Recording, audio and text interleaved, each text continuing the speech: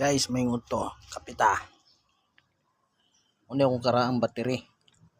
Kunang gikambyuhan. Salamat sa 3 years na serbisyo aning Motolite. September na 2022 gipalit. Karon ang bag-o kani August 9, 2025. So karon nataon na ang bag-o. May ipakita sa inyo guys.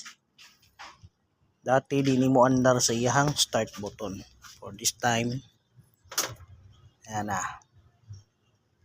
Okay na, alive na siya ulit. One kick. Ayan. Ang bagong battery ng Motolite. Palit mong battery Motolite lang. Motolite lang ang sakala. Okay, kay masobra itong problema, kapi-kapi dahil ta.